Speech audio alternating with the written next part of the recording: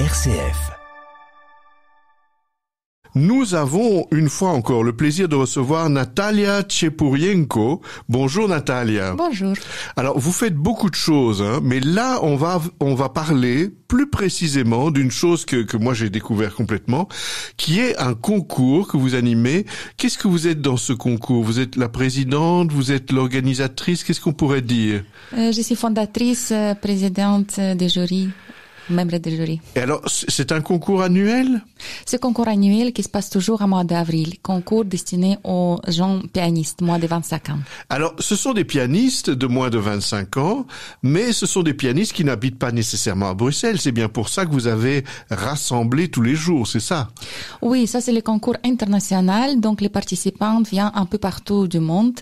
Et il y a toujours les présélections qui se passent au mois de mars. Et puis, les pianistes qui ont été sélectionnés, ils sont bienvenus à Bruxelles pour passer ici plus ou moins 6 jours. Alors, la présélection, c'est digital, c'est avec la caméra. Comment est-ce que vous faites une présélection? La présélection, je demande toujours nous envoyer un vidéo enregistrement il y a les petits programmes qu'il faudra suivre et puis nous faisons ça en ligne avec d'autres membres du jury. Mais ça veut dire qu'ils vont jouer entre guillemets de la musique classique? Mais vous leur spécifiez ce qu'ils vont jouer ou bien ils ont le choix? C'est assez libre, mais il y a toujours petites choses qu'on demande comme études, par exemple. Mais sinon, c'est le programme assez libre. C'est seulement pour voir le niveau général des gens qui voudraient participer au concours. Alors, comment est-ce que vous sélectionnez ces gens? Vous le faites toute seule ou vous le faites avec d'autres? Comment est-ce que ça se passe? Non, évidemment, je ne fais pas toute seule. D'abord, je ne peux pas faire toute seule parce qu'il faudra toujours avoir l'opinion des autres. Donc, nous avons beaucoup de membres de jury qui travaillent. Il y a partie des jurys. Il y a certaines personnes qui travaillent uniquement en ligne, donc pour faire les présélections. Il y a d'autres personnes qui viennent pour premier tour et finale. Donc oui, je travaille avec les autres. Mais ces autres, est-ce que ce sont des pianistes professionnels, des professeurs, des gens qui ont de l'expérience? Il y a de tout, j'imagine. Donc c'est pour préciser, c'est le concours international et concours professionnel. Donc effectivement, on ne peut pas accepter les enfants professionnels et avoir membres de jury qui sont pas vraiment professionnels. Oui, donc c'est tous les membres de jury, c'est les professionnels. C'est comme exemple, nous avons pour les professeurs qui est un membre de jury pour présélection, nous avons Milana Černiavska qui donne cours, qui est professeur à Graz et aussi à Madrid, Tamara Korgadze qui est professeur en Suisse et des autres professeurs qui étaient toujours avec nous pour faire les présélections. Alors, une fois que ces gens sont présélectionnés, ils vont venir à Bruxelles et vous allez les écouter combien de fois? Oui, donc quand ils sont, nous avons fait évidemment présélection. Maintenant, nous avons accepté 54 participants. Ils vont tous venir ici à Bruxelles et on va avoir 2 tours. Donc, il y aura premier tour et après les finales. Il y a les membres des jurys, certains membres des jurys qui vont rester pendant toute la semaine pour recruter les premiers tours et finales, mais il y a certains qui vont nous joindre que pour les finales. Alors, quand vous dites finale, c'est combien de personnes? Donc, pour finale, on peut accepter maximum 40 personnes. 40 personnes. Alors, de ces 40 personnes, vous allez quand même désigner quelqu'un, je dirais, qui va être le vainqueur, qui va être le numéro 1. Qu'est-ce que vous allez faire? Vous allez vous réunir, vous allez vous en parler entre vous, ou bien chaque membre du jury va voter? Comment ça va se passer? Donc chez moi au concours, ça se passe comme dans plusieurs concours. Nous avons le règlement du concours qui est toujours affiché sur notre site. Nous sommes là du matin au soir et nous devons toujours mettre les points et après on donne ce point-là à une personne responsable qui vérifie, il nous donne les résultats. Donc voilà. Alors à un moment quand même, ces juges, ces personnes professionnelles que vous avez dans vos groupes, on va quand même pouvoir les entendre à Bruxelles, même s'il n'y a pas le concert de gala avec le gagnant du concours, mais ces professeurs, vous allez quand même les inviter à faire des concerts plus privés alors, j'imagine. Ces dames de Suisse ou d'Italie, vous les invitez à faire des concerts pour pour vous autres? Dans chez nous, dans membres des jurys, il y a plusieurs personnes.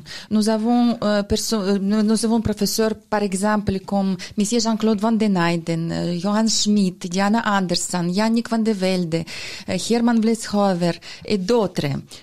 Et aussi, donc, cet concours-là, on va commencer par le 10 avril par un concert d'ouverture qui sera donné par Olga Zdorenka, qui est une pianiste professeure qui vient des conservatoires de Rome.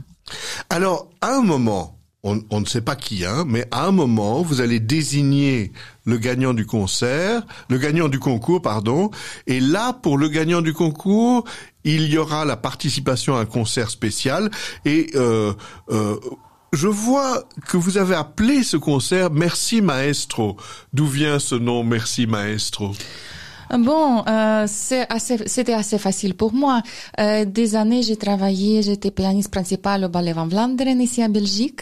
Et quand je jouais tous les jours, il m'a remercié, il m'a dit toujours merci maestro. Donc je sais que maestro, normalement, c'est toujours le mot qu'on utilise plutôt pour les conducteurs d'orchestre, pour chefs d'orchestre. Mais pour moi, c'était quelque chose de très, très, très naturel. C'est pour ça que je me suis dit que je donnerai le nom pour le concours Merci maestro en disant merci à tous les pianistes qui ont fait les efforts, beaucoup des efforts pour déjà réussir à passer pour passer présélection, venir jusqu'à finale.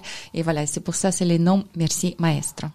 Alors, ça veut dire qu'en fait, ce mot Merci Maestro, vous l'adressez à qui? Vous le dites à qui? Je le dis toujours à un jeune musicien qui vient pour participer. Et pour toutes les participantes des Merci Maestro, mais surtout évidemment pour les gagnantes. Donc les gagnantes, on va avoir plus ou moins 10 personnes qui vont avoir certains prix, les prix qui sont très intéressants et attractifs. Mais bon, donc c'est les Merci Maestro, ce sera surtout adressé à cette gagnante. Alors ces gagnants de ce concours pour jeunes pianistes de moins de 25 ans, ces gagnants auront l'occasion de se produire à l'Hôtel de Ville de Bruxelles le 14 avril. Alors, j'imagine que c'est un soir? Oui, Natalia. Le 14 avril, c'est le dimanche soir, à 18h le soir, qu'on commence le concert. Les portes seront ouvertes un tout petit peu plus tôt. Et après le concert, donc le concert commence par la distribution des prix. Et j'ai pris décision depuis l'année passée, on n'annonce pas en fait aux gagnantes les samedis ou vendredis qui a gagné quel prix. Donc on dit toujours que vous êtes bienvenus au concert de gala, vous êtes parmi les gagnantes, mais on n'annonce pas. Donc c'est vraiment les grands surpris. Déjà les dimanches 14 avril, ils vont venir et à ce moment-là, ils vont découvrir quel prix ils ont gagné. Et après le concert, il y aura les petites réceptions offertes par l'hôtel de ville. Mais alors Natalia, c'est une surprise aussi pour je dirais l'audience. Les spectateurs, ils ne connaissent pas qui est le gagnant ou la gagnante de ce concours. Oui, c'est vraiment les grandes surprises, mais c'est les surprises vraiment très agréables parce que quand vous venez au concert et quand vous allez attendre les gagnantes qui ont parfois 8 ans, 15 ans, 20 ans, au maximum 25 ans, le niveau est fantastique, le niveau c'est international, c'est très impressionnant. Et aussi, je voudrais aussi préciser qu'à partir de l'année passée, j'ai changé un tout petit peu pour les participantes un peu plus âgées, comme on dit, de 21 ans jusqu'à 25 ans. Donc, au final, ils ont la possibilité de jouer musique de chambre. Ça veut dire qu'ils vont jouer les trios. Donc, je trouve toujours ici les violonistes et violoncellistes qui sont partis de mon groupe Camerata Prima. Ils vont toujours leur joindre pour jouer au final. Et effectivement, au concert de gala, il y aura donc les pianistes de 3 catégories jusqu'à 20 ans, c'est uniquement les pianos. Et pour les gagnants de 21 à 25, donc dernière catégorie plus grande, ils vont jouer musique de chambre, donc ils vont jouer une des trios de Beethoven. Mais donc, les personnes qui auront acquis des billets pour ce concert de gala, ne sauront pas à l'avance quels vont être les morceaux qui vont être interprétés ou bien donc vous le savez nous-mêmes on ne sait pas oui, encore parce vous-même. que les gagnantes on va savoir qui est les samedis Évidemment, soirs, on va savoir et les samedis soirs on va faire la liste des passages et tout le monde qui vont venir, même les participantes, ils vont savoir son liste des passages uniquement les dimanches même. Par contre, vous garantissez que ce sera de la musique de grande qualité. C'est la musique de très grande qualité et aussi il faut tenir compte que c'est le concours qui est déjà c'est 8e anniversaire de ce concours-là et nous avons beaucoup de partenaires qui soutiennent ce concours-là et qui croient au futur de ce concours-là.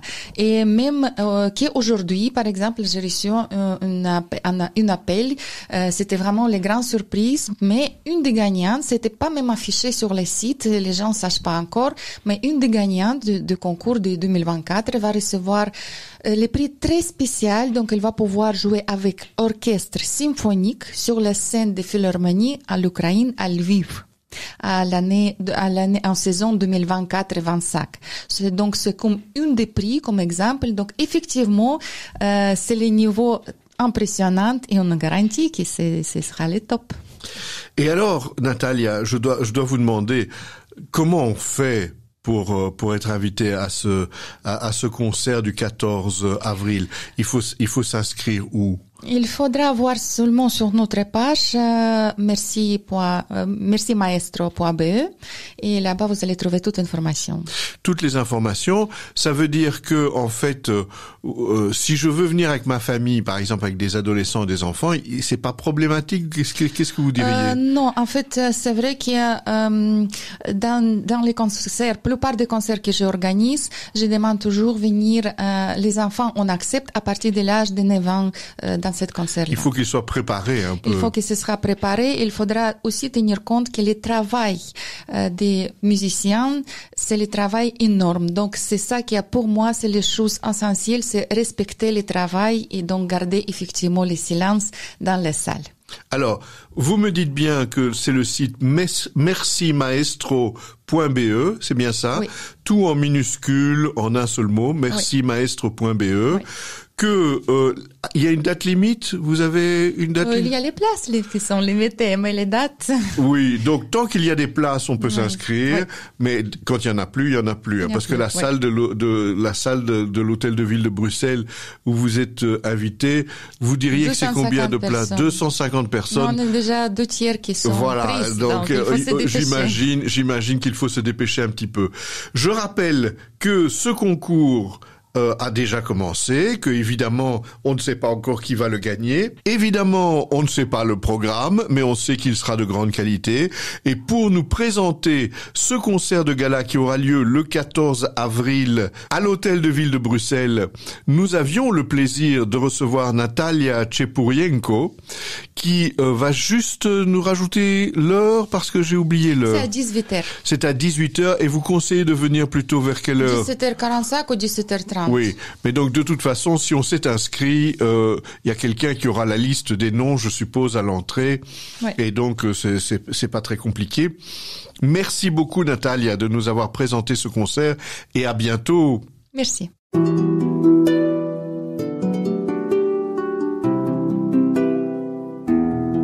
Au fil de la vie, Enzo Bordonaro. Ici Enzo Bordonaro, je reprends un peu la parole pour vous demander un retour, si vous avez le temps, de nous écrire une carte postale sur l'émission Au fil de la vie que vous venez d'entendre. N'hésitez pas à nous l'envoyer. Je vous rappelle l'adresse RCF Bruxelles, rue de la Linière 14 1060 Bruxelles, parce que nous avons toujours besoin de retours, nous avons besoin de gens qui nous disent ce qu'ils aiment dans nos émissions ou ce qu'ils voudraient entendre. Je vous rappelle également que vous pouvez écouter nos émissions en différé cette fois-ci, non seulement sur notre site rcf.be avec évidemment l'onglet de Bruxelles, mais aussi sur d'autres pages de réseaux sociaux comme Facebook, Instagram, LinkedIn, Spotify ou encore d'autres pages de réseaux sociaux. N'hésitez pas à nous laisser un message. À bientôt.